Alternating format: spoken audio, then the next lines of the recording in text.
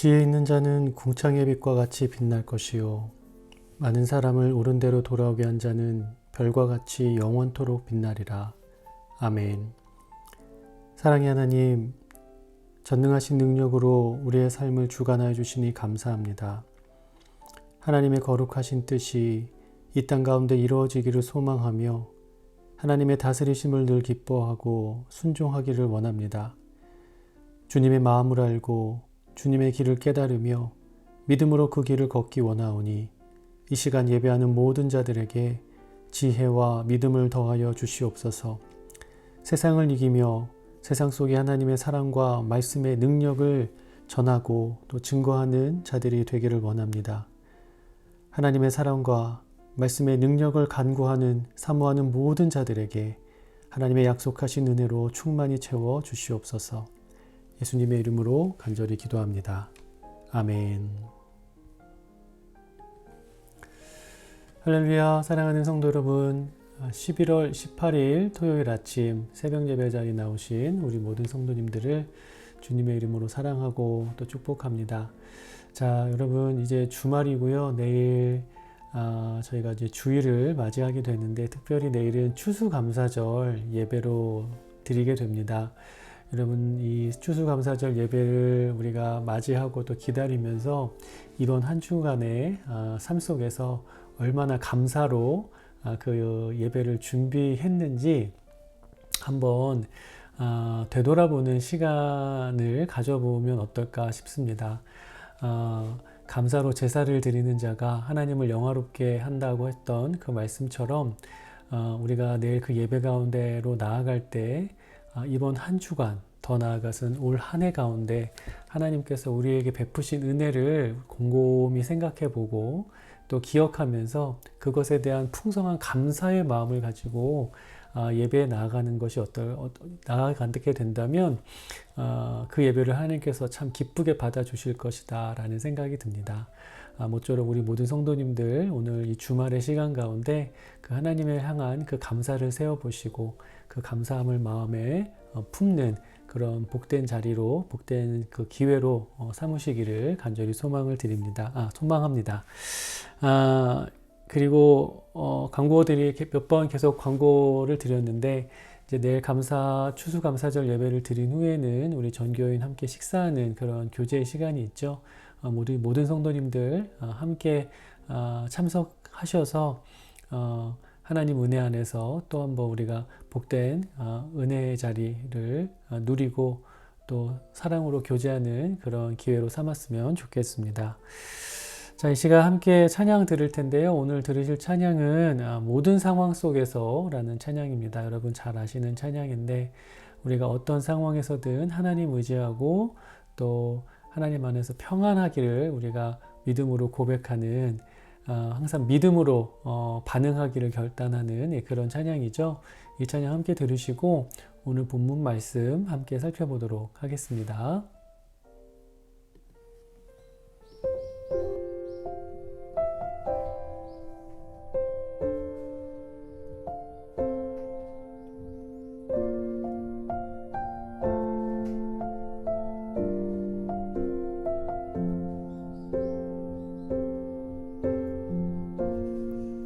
모든 상황 속에서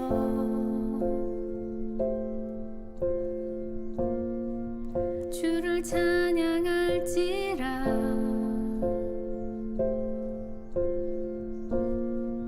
주는 너의 큰 상급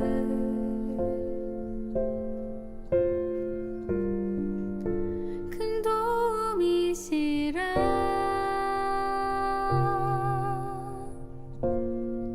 주의 얼굴 구할 때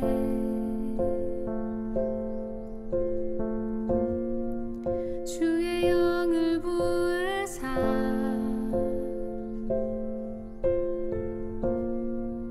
크신 사랑 안에서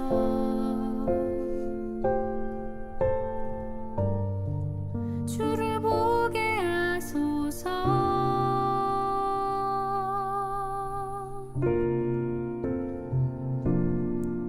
내 영혼이 확정되었사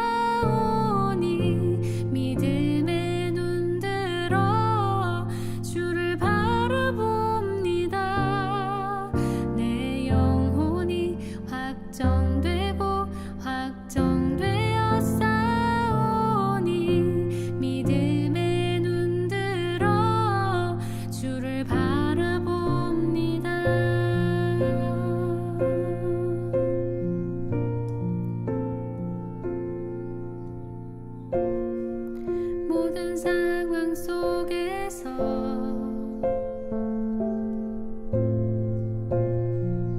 주를 찬양할지라.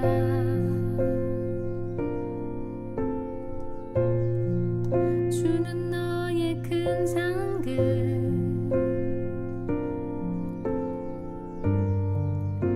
큰 도움이시라.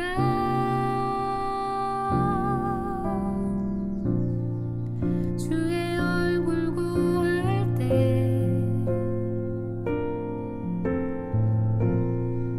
주의 영을 부으사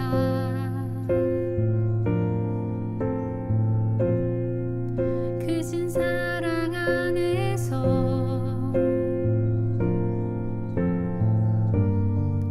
주를 보게 하소서.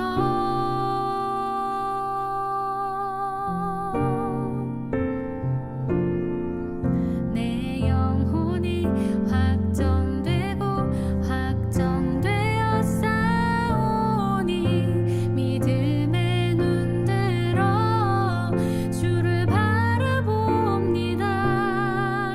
내 영혼이 확정되고 확정되어 싸우니 믿음의 눈 들어 주를 바라봅니다.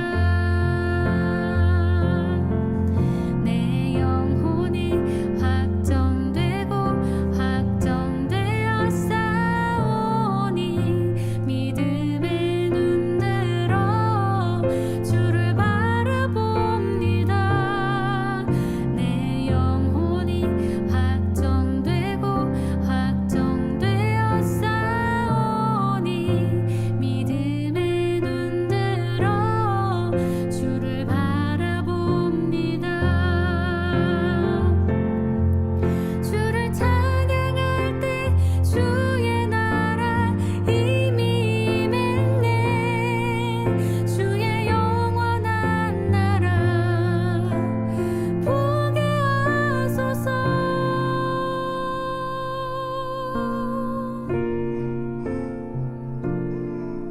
내 영혼이 확정되고 확정되어 싸우니 믿음의 눈 들어 주를 바라봅니다.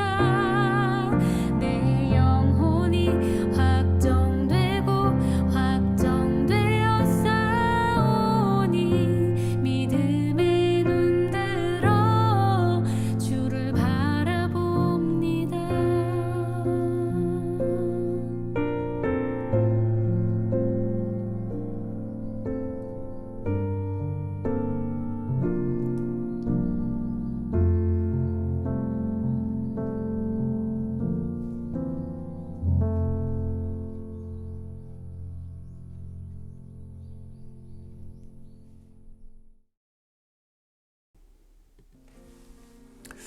아멘. 자, 여러분, 방금 보신 찬양 영상에서 아기가 이렇게 침대에 누워 있잖아요. 정말 아무런 두려움 없이 걱정 없이 그렇게 편안한 상태로 그 어머니의 노래를 듣고 있는 그 아기의 그 상태, 그 마음이 곧 하나님을 신뢰하고 또 하나님을 믿는 자의 모습이 아닐까라는 생각이 듭니다.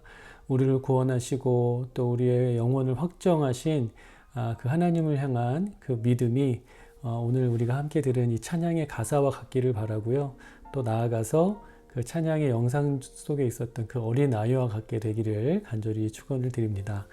자, 이 시간 함께 오늘 말씀 읽도록 할 텐데요. 오늘 함께 보실 말씀은 다니엘 8장 15절부터 27절 말씀이고요. 그 말씀을 제가 읽도록 하겠습니다.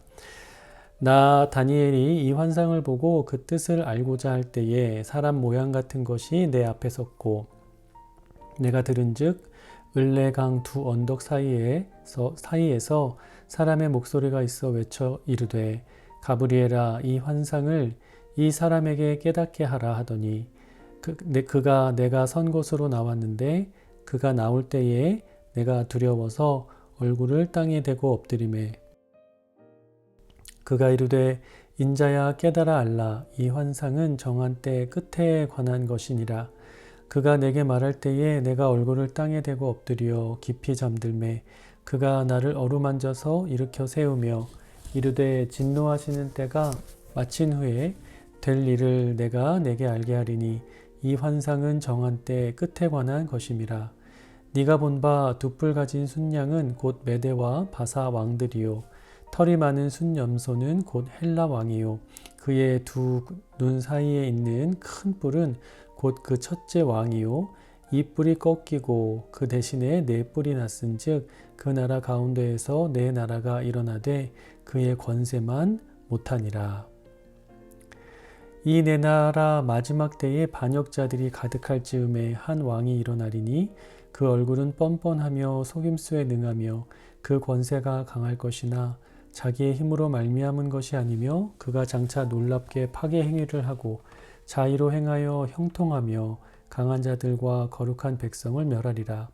그가 꾀를 베풀어 제 손으로 속임수를 행하고 마음에 스스로 큰 체하며 또 평화로운 때에 많은 무리를 멸하며 또 스스로 서서 만왕의 왕을 대적할 것이나 그가 사람의 손으로 말미암지 아니하고 깨지리라. 이미 말한 바 주야에 대한 환상은 확실하니 너는 그 환상을 간직하라. 이는 여러 날 후에 일임이라 하더라. 이에 나 다니엘이 지쳐서 여러 날 앓다가 일어나서 왕의 일을 보았느니라. 내가 그 환상으로 말미암아 놀랐고 그 뜻을 깨닫는 사람도 없었느니라. 아멘. 자, 여러분, 오늘 본문은 다니엘이 꾼 꿈의 의미에 관한 내용입니다. 다니엘은 환상 중에 천사 가브리엘을 향해서 이 환상을 이 사람에게 깨닫게 하라 라는 그런 목소리를 듣게 되죠. 그리고 가브리엘은 그 목소리에 순종해서 이 다니엘에게 나아가는데 바로 그 순간에 다니엘은 그의 위험 앞에 엎드리게 되고 또 그가 말하는 순간에 정신을 잃게 됩니다. 가브리엘은 정신을 잃은 그 다니엘을 깨워서 그 환상의 의미를 이제 알려주는데 오늘 본문이 바로 그와 그에 대한 내용입니다. 자, 먼저 가브리엘은 그 환상이 정하신 때의 끝에 관한 것이다라고 이제 언급을 하면서 이 이야기를 시작을 하거든요. 그 내용을 좀 살펴보면 먼저 두 뿔 가진 순양이 의미하는 바가 무엇인지를 설명해 줍니다. 말씀에 보면 그 두 뿔 가진 순양은 곧 메대와 바사 제국을 가리키는 것임을 알려주는데요. 그 어제 살펴봤던 본문의 3절을 보면 두 뿔 중 하나가 더 길고 나중에 나온 것이 더 길게 된다 이런 말씀이 있었잖아요. 이게 어떤 말씀이냐면 사실 이 메대와 바사라는 두 나라의 연합된 어떤 연합 국가였는데 사실은 메대라는 나라가 훨씬 더 일찍 발전을 합니다. 그래서 더 강대국이었다가 낮에는 이 바사 제국이 메대보다 훨씬 더 강력한 나라로 성장을 하게 되면서 이제 대표적인 나라가 되죠. 그래서 이 바사라는 말에서 이제 페르시아라는 말이 나온 겁니다. 그래서 저희가 잘 아는 그 페르시아 제국을 형성하는 데 있어서 나중에 더 성장한 바사가 더 강력한 나라가 되기 때문에 두 뿔 중에 하나가 더 길고 그 더 긴 뿔이 나중에 더 나온 것이다 라는 이런 내용을 우리에게 알려주고 있는 것이죠. 자, 그리고 나서 이어서 그 두 뿔 가진 순양을 쳐서 뿔을 꺾었던 이 털 많은 순염소가 무엇인지를 이제 가브리엘이 알려주는데 그 나라는 헬라 제국을 의미한다라고 이야기를 합니다. 그래서 나중에 페르시아 제국을 멸망시키고 엄청나게 큰 대제국을 형성했던 나라가 이제 헬라 제국이잖아요. 그런데 그 염소의 이마에 난 큰 뿔이 있었다고 하면서 그 뿔이 그 헬라 제국의 첫 번째 왕이다라고 이야기를 합니다. 바로 이 큰 뿔이 상징하는 사람이 우리가 다 잘 알고 있는 그 알렉산더 대왕이겠죠. 그런데 그 이어서 나오는 환상을 보면 그 큰 뿔이 꺾이고 그 뿔이 꺾인 다음에 4개의 뿔이 났다라고 이야기를 하잖아요. 그러나 그 4개의 뿔이 이전의 권세만은 못하다라고 이제 가브리엘이 설명을 해줬습니다. 자, 근데 여러분 이것에 대한 설명, 이게 어떤 말이냐면 알렉산더 대왕이 그렇게 헬라 제국을 세운 뒤에 굉장히 젊은 나이에 죽게 되죠. 그런데 이제 문제는 뭐냐면 죽을 때 후계자를 정확하게 세우질 않았습니다. 그리고 이제 뭐 역사적인 기록에 따르자면 그 정설은 아니지만 죽을 때에 왕이 될 만한 자가 될지어다 이런 뭐 말을 남기고 죽었다고 해요. 그래서 이 유언에 따라서 알렉산더가 살아있을 때 그를 곁에서 도왔던 4명의 가장 유능한 장군들이 그 헬라 제국을 서로 분할해서 통치를 하게 됩니다.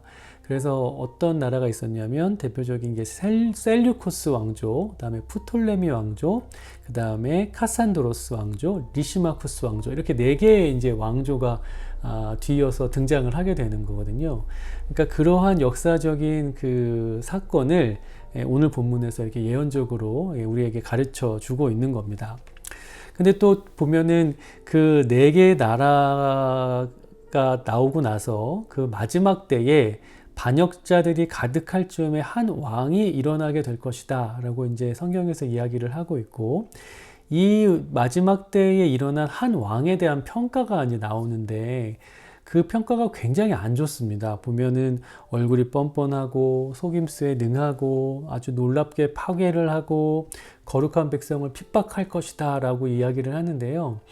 역사적으로 보면 이 왕은 안티오쿠스 에피파네스 4세라는 왕으로 알려져 있습니다.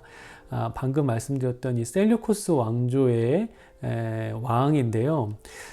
이 왕이 이스라엘의 어떤 이스라엘 민족과 굉장히 밀접한 관련이 있습니다. 어떻게 관련이 있냐면 사실 이 4개의 왕조가 이제 처음에 등장을 했을 때 이스라엘 백성들, 그러니까 팔레스틴, 이스라엘의 옛 영토를 점령했던 왕조는 프톨레미 왕조였습니다. 그런데 이 프톨레미 왕조는 그 유대인들이 자신들의 어떤 문화와 관습과 종교를 따라서 살아갈 수 있도록 굉장히 허용해주는 정책을 펼쳤어요.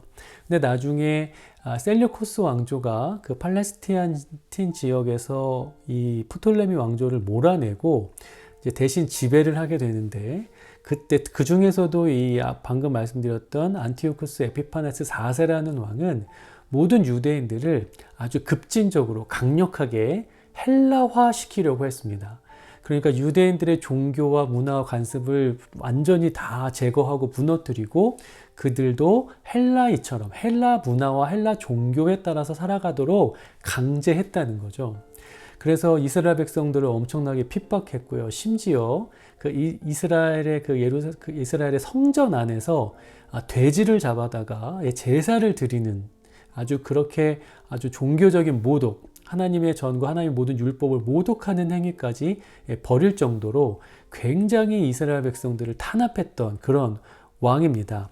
그래서 그렇게 이 안티오쿠스 에피파네스 4세가 헬라화 정책을 펼쳤을 때 유대인들은 아주 적극적으로 아주 대응을 했고요. 반면에 우리가 알고 있는 사마리아인들 있죠. 이 사마리아인들은 그의 정책에 굉장히 적극적으로 동참을 합니다.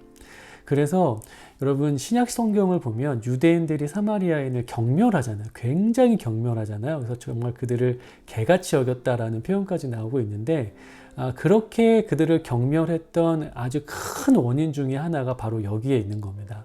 그 에피파네스 4세가 펼쳤던 헬라화 정책에 사마리아인들이 적극적으로 동참을 했던 거죠. 뭐 그런 배경이 있었다는 것을 좀 말씀을 드리고요. 그러니까 그러한 일들이 일어날 것을 이제 다니엘의 환상을 통해서 하나님께서 미리 예언을 해 주신 겁니다. 그런데 이 왕에 대한 평가 중에서 우리가 좀 가장 주목해서 봐야 할 부분이 있는데 25절 마지막 부분이에요.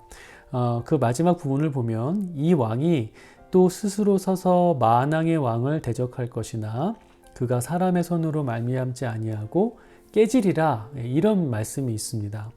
여기 보면 그가 스스로 서서 만왕의 왕을 대적할 것이다 라고 했는데요. 이게 어떤 말이냐면 이 왕이 하나님 앞에 교만한 마음으로 서서 하나님의 위엄과 그 권세에 도전하게 될 것이다 라는 그런 뜻입니다. 그러니까 사실은 그 권세 또한 하나님께서 허락하신 것인데, 하나님께서 주신 것인데, 그것이 마치 자기의 능력인 양 착각하면서 그 권세를 하나님의 뜻이 아닌 자기의 뜻대로 휘두르며 하나님의 백성을 괴롭히고 핍박하게 될 것이다 라는 그런 의미인 거죠. 자, 여러분, 그렇다면 그렇게 자신의 하나님께 받은 그 권세를 하나님께 도전하고 하나님의 백성을 괴롭히는 데 사용했던 그 왕의 최후는 어땠을까요? 그 왕의 결말이 어땠을까요? 성경에서 뭐라고 얘기하냐면 그자가 사람의 손으로 말미암지 않고 깨진다, 이렇게 얘기를 하고 있습니다. 그러니까 하나님께서 친히 그를 심판하실 것이다 라는 그런 의미죠. 자, 여러분, 이러한 다니엘서에 기록된 환상과 환상에 대한 그 해석은 1차적으로는 고대 근동의 큰 역사적인 물줄기에 대한 예언입니다. 그렇지만 우리가 그러한 것들을 이해함과 동시에 절대로 간과하지 말아야 할 것은, 이것이 1차적으로는 그냥 세계 역사의 흐름을 이야기하는 것이긴 하지만 궁극적으로는 이 땅의 온 세상에 대한 하나님의 구원 역사의 마지막 때에 있을 일에 대한 예언이라는 것을 우리가 깨닫는 것입니다. 가브리엘이 말한 것처럼 정한 때, 하나님이 정하신 때, 이 세상의 마지막 때의 그 끝에 있을 일에 대한 예언을 우리에게 말씀하고 있는 거다라는 것을 우리가 알아야 된다는 거죠. 자, 여러분, 하나님께서 우리에게 이 세상의 끝날에 있을 그 일에 대해서 알리신 이유가 있습니다. 그 이유는 우리로 하여금 그 끝을 아는 자로서 살아가게 하시기 위함이다 라고 말할 수 있어요. 자, 여러분, 이 세상은 영원하지 않습니다. 그리고 이 세상에서 왕노릇하는 자들의 권세 또한 영원하지 않아요. 여러분, 그렇기 때문에 우리가 만약에 이것을 온전히 깨닫지 못한다면 우리는 굉장히 낙심하고 또 불안해하고 그렇게 살아가게 될 겁니다. 그러나 여러분, 우리가 이 마지막 때를 안다면 우리는 전혀 새로운 시각으로 이 세상에 일어나는 일들을 판단하고 또 그것을 그런 상황 속에 온전한 반응을 하면서 살아갈 수가 있습니다. 자, 여러분, 하나님의 백성들이 이 땅 가운데에서 약한 자 같고 오히려 이 세상의 왕들이 강한 자처럼 보일 수 있습니다. 그리고 그들의 그 권세와 그들의 그 이김이 영원할 것 같고 우리는 이미 패한 자 같이 보일 수도 있을 거예요. 그러나 여러분, 하나님께서 정해놓으신 이 세상의 결말이 무엇인지를 우리가 깨닫게 되면 그 모든 것들이 달리 보이기 시작을 한다는 거죠. 여러분, 우리가 이 세상을 살아가면서 많은 일들을 보고 또 많은 것을 겪게 될 겁니다. 중요한 것은 우리가 보는 것과 우리가 경험한 그 일들을 어떻게 바르게 판단하고 또 바르게 반응할 것인가, 바로 이 점이 굉장히 중요한 거예요. 자, 사랑하는 여러분, 우리가 그것을 바라보고 이해하고 판단하고자 할 때 그 판단의 기준으로 꼭 삼아야 하는 것이 뭐냐면 그 일어나는 모든 일들이 하나님의 권세와 하나님의 영광을 인정하는 것이냐 아니면 인정하지 않는 것이냐, 이것을 판가름하는 것이 굉장히 중요한 일입니다.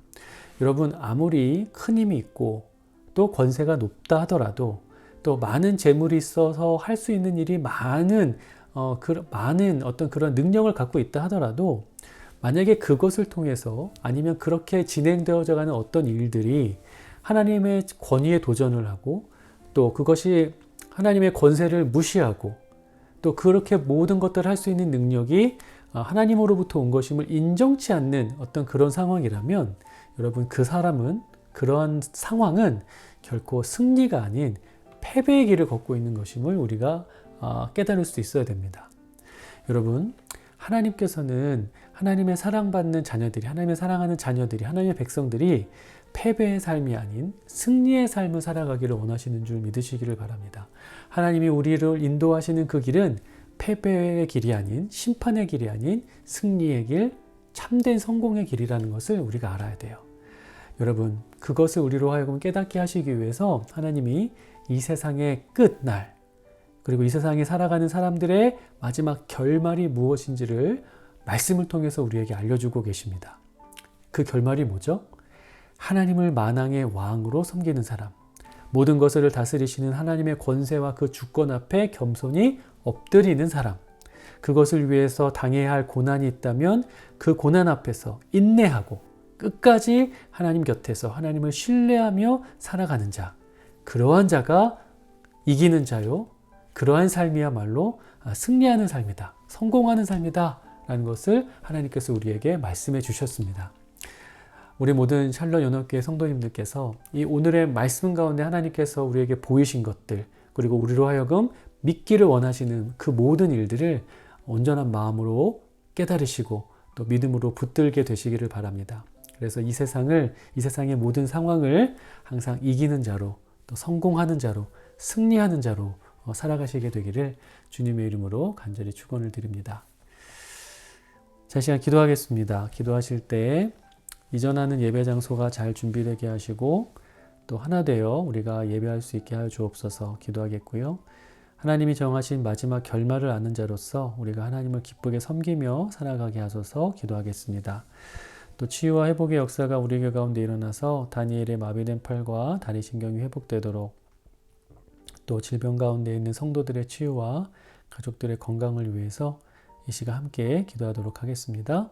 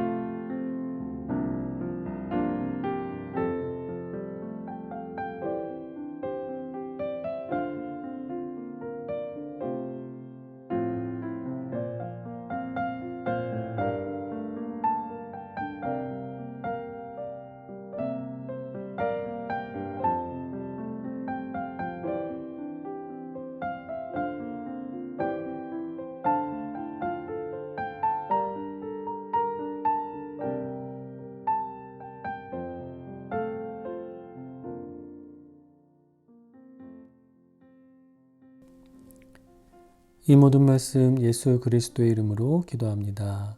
아멘. 자, 계속해서 개인 기도 시간 가져주시고요. 매 순간 하나님을 섬기며 하나님을 기쁘시게 하는 자로 살아가는 복된 하루 또 복된 주말 보내시기를 간절히 소망합니다.